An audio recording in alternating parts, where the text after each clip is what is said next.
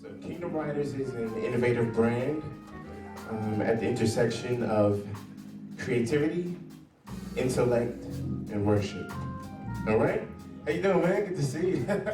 I see this guy everywhere. I was told that a picture is worth 1,000 words, but no one ever said that every one of them could be a lie. Whether misquoted or misspoken, photo language is of the subliminal kind. When eyes are focused on the physical, a snapshot in time does little justice to decipher or describe the pain masquerading underneath the mascara that hides the mass evidence of a massacre of self-esteem that was murdered inside the tragedy.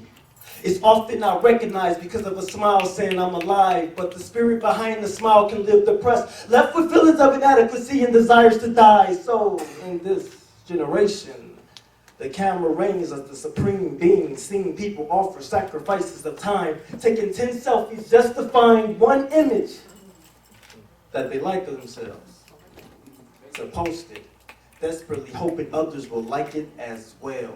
A picture has become a fixture of our confidence, anxious for affirmation in the comments. This is all too common. Indeed it is. A picture. What does it say about you to those who view? Most importantly, what does it say about you to you? I mean, do we now glean our self-esteem off the validations of fiends? You know, Instagram addicted beings who are only moved to stand still in front of a lens and present fake grins and be uplifted by friends' opinions. We have forfeited all of our dominion to an image, and not even one of Baal, but one of our own insecure selves. In an era with Photoshop, we can edit, filter, and touch up a photo so much that we can become out of touch with who we are and needs to be.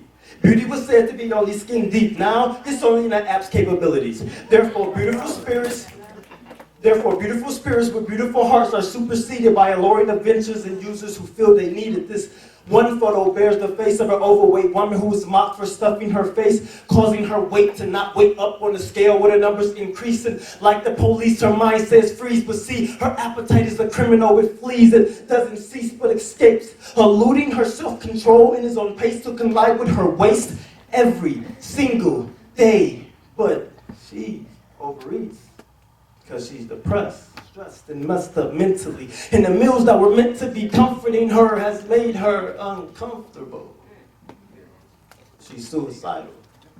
If one of the 1,000 words of photographic worth you chose to call her was fat, and there are no amount of filters that can filter the cellulite on her arms, legs, and back, and Photoshop is not an option for someone with a problem like that, or, as some so eloquently put it, someone that fat.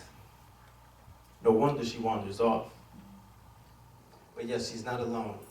And she doesn't even know. She never noticed the guy next to her in the photo is a frail male with a notion who thinks to himself, if only a quarter of the meat from her bones would meet my bones, then I would have a reason to smile in this picture. But his overactive metabolism has him resembling the frame of a child and not a man. So the words that you use to describe her and demoralize her makes him envious.